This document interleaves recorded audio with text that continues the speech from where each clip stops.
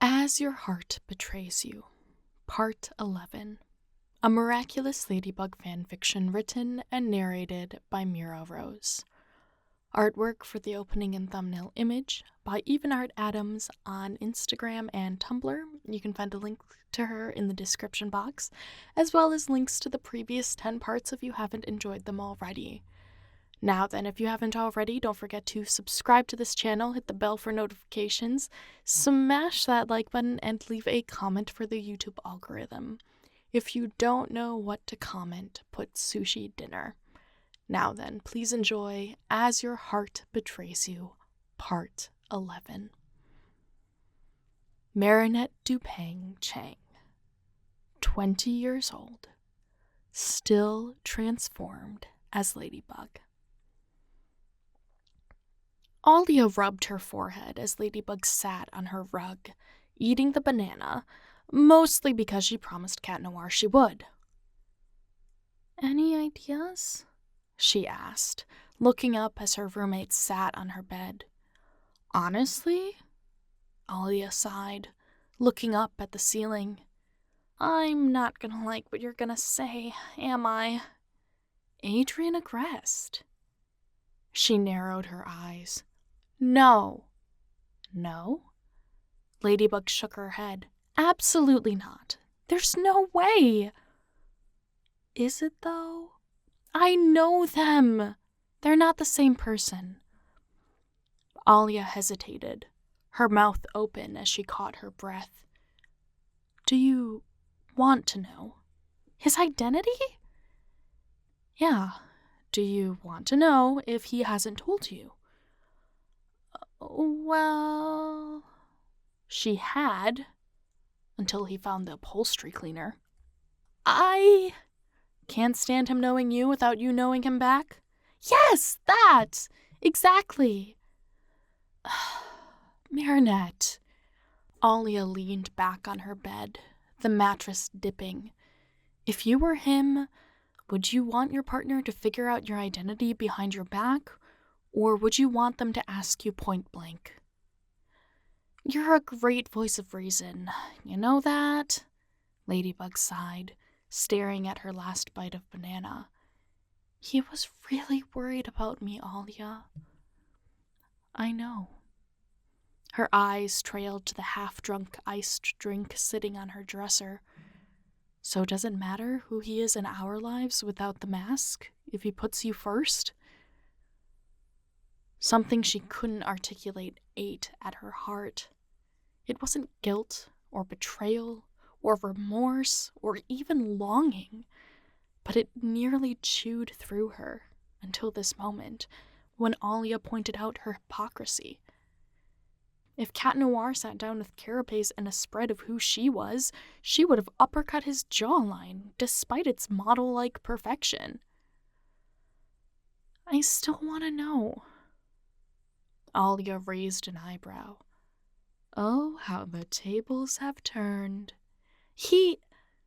Ladybug cut herself off, trying to figure out how to say it. "He was so gung-ho about revealing our identities, but now he's abandoned it altogether." "Either he's nervous, or is trying to be respectful of you." "What do you mean?" "If he knows us, as we suspect, he might think we'll be uncomfortable if we know his identity. Like he crossed a boundary a long time ago without realizing it." "But that wouldn't be his fault." "Ugh." Alya flopped onto her back. "Just ask him. We're going in circles."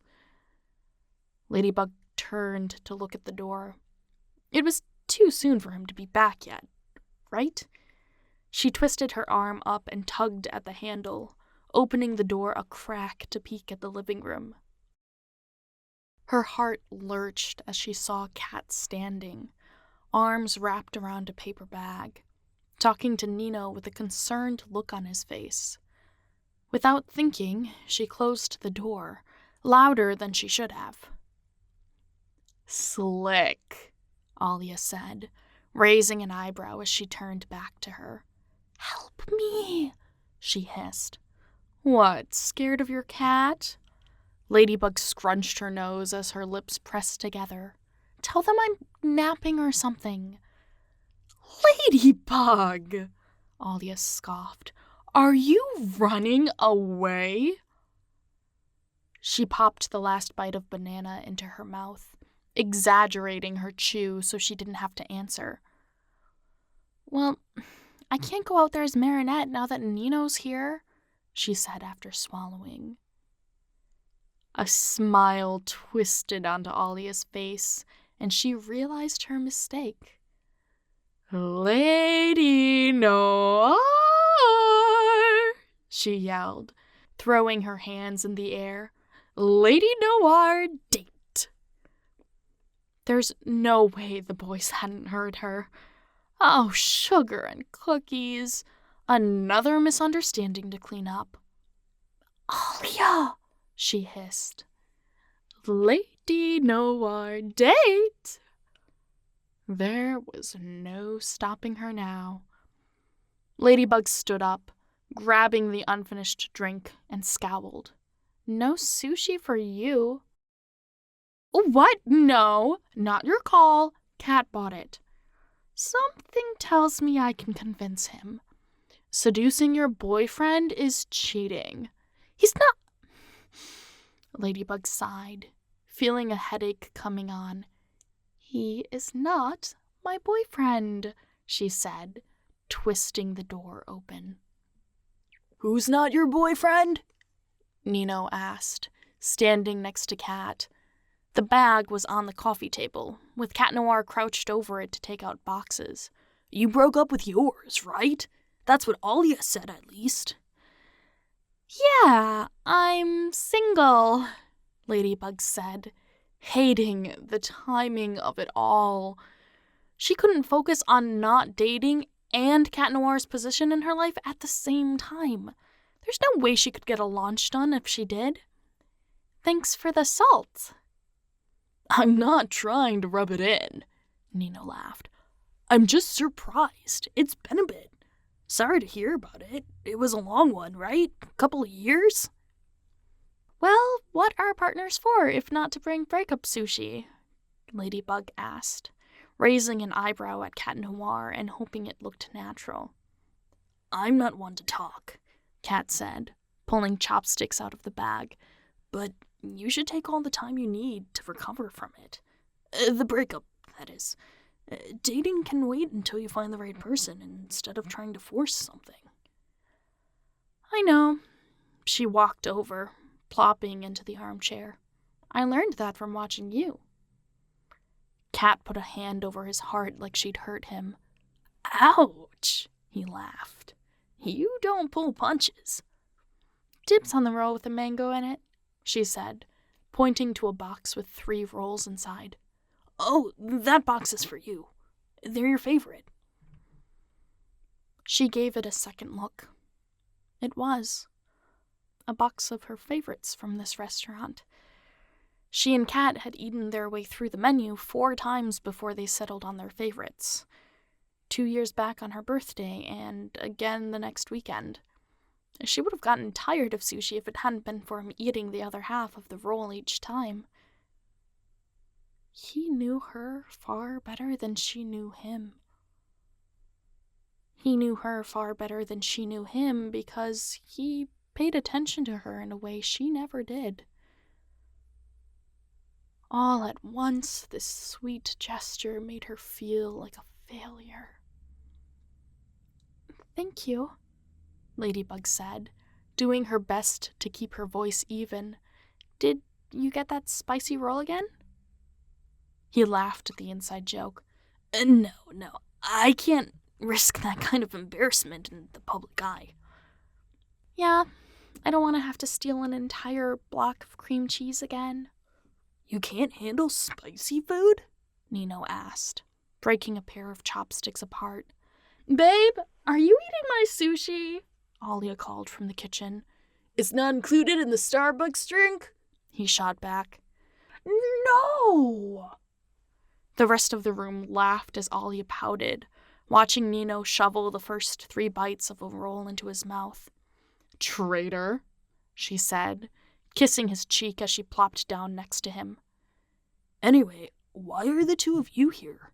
Nino asked, eyes darting from Cat Noir to Ladybug. We're... Cat began. "A movie," Ladybug cut in before their stories could get mixed up. "He's taking me to see a movie." "Oh." Nino looked at Alya, who nodded. "Cool. Have fun, guys." "Thanks." She put her hand over Cat's and squeezed. He looked back at her, clearly concerned, and she knew why. "I'm feeling better," she whispered, low enough that the couple on the couch wouldn't be able to discern it. "You sure?" "Totally. The banana, remember?" She smiled like it was a joke, but the concern didn't leave his eyes. "Okay," he said slowly, turning his eyes to his box before he sat down next to her chair, legs crossed. "We could eat at the table," she blurted, suddenly aware there wasn't a place for him unless he third-wheeled with Nino and Alya on the couch. "Nah, it's fine." He cracked the box open, taking a piece out with his fingers. "So, Ladybug's your date today? Not one of those glamour girls?" Alya teased. Ladybug shot back a glare, knowing it was her digging for information. Cat took a moment to swallow. No, I'm... I'm actually taking a break from dating." "Oh? Why?" "Sometimes a tomcat tires of being in the spotlight." Alya narrowed her eyes. "First Agreste, now you. The socialites are sure to burn down the lock bridge." "A little arson is good for the economy once in a while." "Wow." Alya pulled a piece out of her box as Nino reached for it. "Heartbreaker." "Nah, I'm mourning a relationship." Ladybug straightened. This was news to her. "You are?" she asked. "You are?" Alya echoed. Yeah, Cat hovered his chopsticks above a slice of ginger. One of my breakups is hitting me a little hard." "Not the girl from last week, right?" Nino asked. No, before that. It's more, He cleared his throat. "It hit me long past the appropriate time. So you can't go ask for her back?" He nodded, staring at the box in front of him. "I was so focused on finding a spark with someone new, I couldn't feel the warmth from a flame." Sounds like a Hot Topic t-shirt." Cat looked up, a grin twisted on his face. "We don't have Hot Topics here." "And a good thing, too," Alya shot back. "Else you'd be the one writing slogans for them." "I'd sooner start a print-on-demand shop, thanks." "Oh, please, my dude," Nino cut in. "Your dream job is to be the Taylor Swift bodyguard that holds her purses." Ladybug snorted. She might be emotionally constipated, but that was funny. "Really?" she said, raising an eyebrow. "My lady," Cat sighed, setting his chopsticks down. "Do you doubt it?" She let a smile crack across her face, too. Not for an instant. Ladybug took her first bite of sushi as her friends started chatting, not tasting it as it deserved to be. The space for her to feel wasn't operating on her tongue, but instead hamster-wheeling its way across her brain. Part of her wanted to figure it out. Part of her wanted to ask him. But a third, chilling part of her didn't want to know who Cat Noir is at all. Couldn't they go on just like this? Thankfully, Nino and Alya carried most of the conversation for her, a breath of fresh air for her ever-spinning hamster wheel trying to process what she wanted at her core, with information mined from her core with nothing more than a toothpick and a gremlin who took an hour break for every 3 minutes of work. So, are you off to the movies then? Alya asked, not looking at her as she pried into Cat Noir with her eyes. He looked at her, Ladybug, with concern on his face. I think we'll have to pass for the day. What? No. Alya batted the air with her hand. Tell you what, I'll take Nino to the cinema and you two can have the place to yourself. Cat furrowed his eyebrows. I'm down, Nino shrugged. There's that dope new zombie movie that came out. Yeah. Yeah, Chloe's dad directed it, right? Yeah, not the kind of movie I expected for his second debut, but I'm down for it. We're gonna dine and ditch, Alya said, standing and grabbing the now empty container. Thanks for the treat. She blew Cat a kiss, and Ladybug felt a prickle at the back of her neck. Cat gave her a passing wave, not looking at Ladybug as their company left the room, leaving them to sit in uncomfortable silence. Well, she began, feeling the silence pass like molasses after the door clicked shut. Thank you for lunch.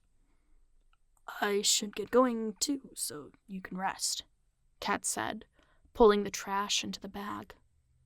I'm fine, Cat. He looked at her, eyebrows raised with skepticism. You've hardly touched your favorite roles. She looked down. He was right. She had 4 pieces, barely half a roll. Stay, she said, before she could think about it. I want you to stay. She might not know what she wanted them to be, or even if she wanted to know who was under that mask, but right now she wanted him by her side, even if there was a bit of a guilt trip attached. His lips parted, but he said nothing, choosing instead to nod as he cast his eyes down, back to the bag in his hands. Do you, he began, swallowing. Do you still want to watch a movie or something? Yeah, she nodded, tucking hair behind her ears. Yeah, that sounds nice. Which one? Can we still do Onward? Yeah, that sounds great. She started to stand, and he waved his hand. No, you focus on eating a few more bites. I'll clean up. Do you want popcorn? No, but if you check the bottom drawer, there is candy I've hidden from Tiki. That got a chuckle out of him. You do it too, huh? Hide food from Kwame? Yep. Yes, even though they try to be reliable and honest, they have their vices. Well, maybe yours try to be reliable and honest, he said, walking to the kitchen. But mine? Couldn't care less. He isn't opaque about being obtuse. She laughed in response, accidentally choking it into a cough. Oops. She heard him still behind her, not moving to observe how the coughing fit developed. I'm fine, she called back, grabbing the remote and turning the television on. Hurry up and get over here. Noticing he meant to sit in the chair she'd vacated, Ladybug scowled and patted the spot beside her on the couch. Sure, he said, looking from her hand to her. Catch the lights before you sit, okay? Okay. He turned off the kitchen and living room lights. Another testament he knew this apartment a little too well for only having been here twice, and sat next to her. It was easy to see he hadn't relaxed into the cushions, but she wasn't about to draw attention to it. Instead, she hit play and reached across him to put the remote on the couch arm. It wasn't until the pet dragon scuttled across the screen that she had a reckless thought. How long have you been in that suit? Ladybug asked.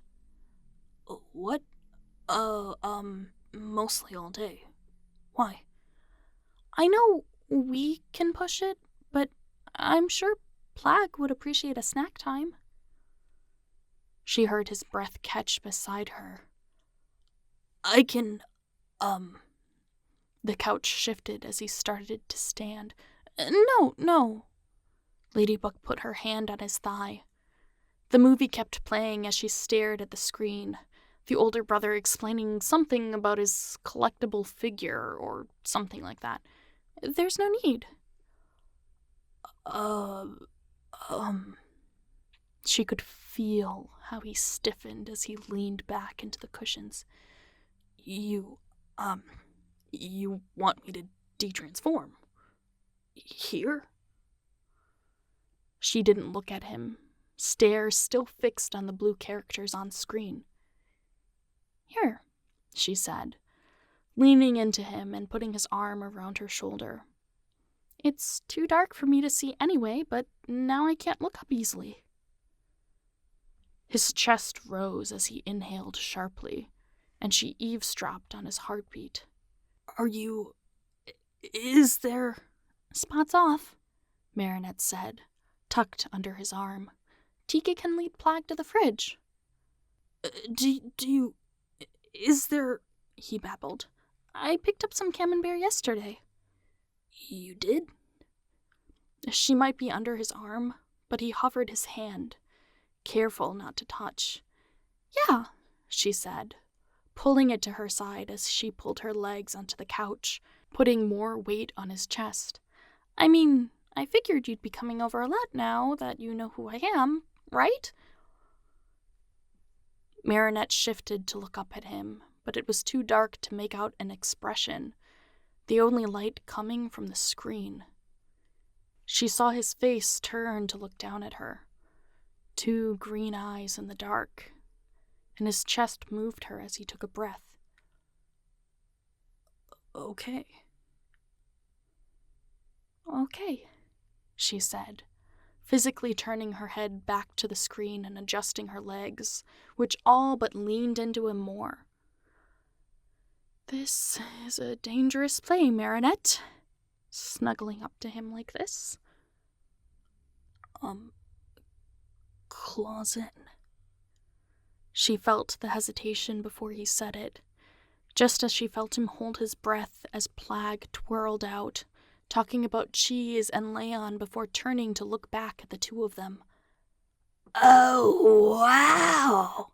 Plag exclaimed, and she couldn't make out his face in the dim light. You told her! Tiki body slammed him before he could continue. The camembert is this way, she squeaked, pushing him toward the kitchen. Cheese and a sugar cube? Oh, I love this identity reveal. Cat Noir, or rather, not Cat Noir, reached for the volume remote, pointing it at the soundbar and raising the level.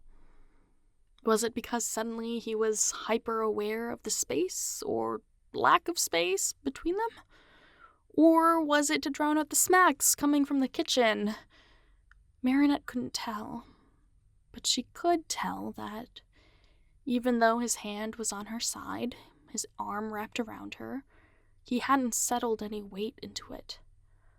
A delicate brush that made her more self-conscious than if he had pulled her into a snuggle.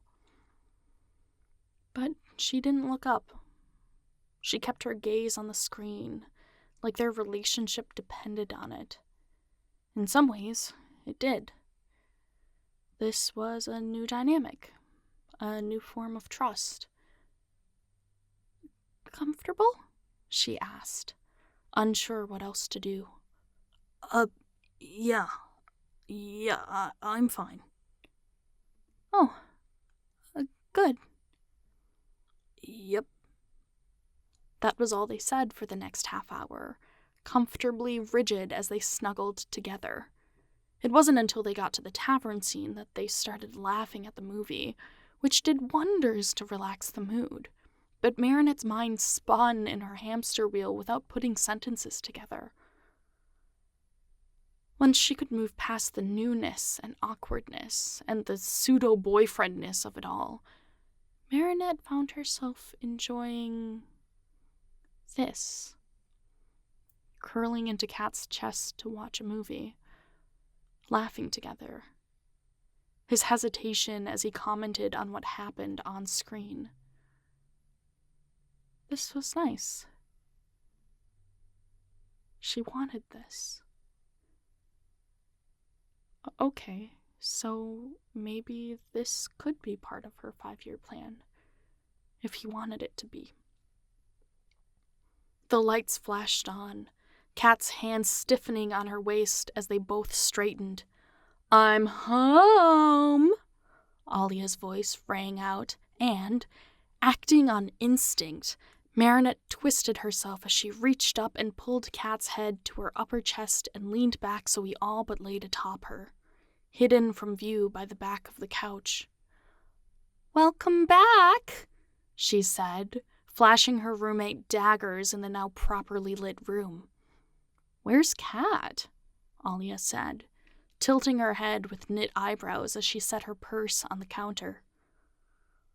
A flash engulfed before she could answer, and she looked down to Cat Noir, masked once again as he looked up at her, his head still on her collarbone before he all but violently bolted back, his hips sliding as far as they could go into the opposite arm of the frame. Marinette didn't see Alya's face at the sudden transformation. She was too busy staring at Cat Noir as he stared at her, face pale. "I'll be in my room," her roommate said, ruffling Cat's hair as she passed by. The door clicked, and Cat looked anywhere but at her. "I didn't see," Marinette said, pushing herself into a better position and moving her feet from the cushions to the ground. Good. Yeah. Good thing Nino wasn't with her. She saw his Adam's apple dip, swallowing before he spoke. "Yeah, that was lucky." Marinette let a few more car rumbles pass through from the traffic outside before she began laughing. Talk about living on edge! "I'm sorry?" Cat glanced at her, and she noted his pink cheeks. How long had he been flushed? The entire time? Or since Alya walked in? "That was a close one!" Marinette reached out to give a light shove. "Why was I the reckless one tonight?" "Oh, don't pin this on me." He slid his hand to his chest, and all of a sudden they were back to normal. Just everyday Lady Noir banter, sitting on her couch. "Shh, don't talk over the movie." Marinette pointed at the screen, heart pounding as she realized just how apart they were on the couch, and tucked her legs back up. "Cop out," he laughed, shaking his head as he turned his attention back to the movie. Neither of them made a move to turn the lights off, even after Tiki settled herself on the coffee table with the snacks Cat pulled out earlier. And even though, by the end, they hadn't returned to how they were when the movie started, Marinette felt closer to him. She was no closer to figuring out who he was, nor had she closed the distance between them on the couch, but they'd bonded another step further. Cat was a part of her life, and she wanted to keep it that way. And after getting the small glimmer into what dating him would be like, not just from the movie, but the day overall, Marinette knew she wouldn't mind whoever it was underneath that mask. Cat Noir would never treat her like Adrien did. So long as Cat Noir wasn't Adrien Agreste, they would be fine. Thank you so much for listening. Part 12 is on the way. In the meantime, you can check out these other videos for more Miraculous Ladybug Fanfiction. And if you are still listening, put snuggles. I will catch you in the next one. Bye!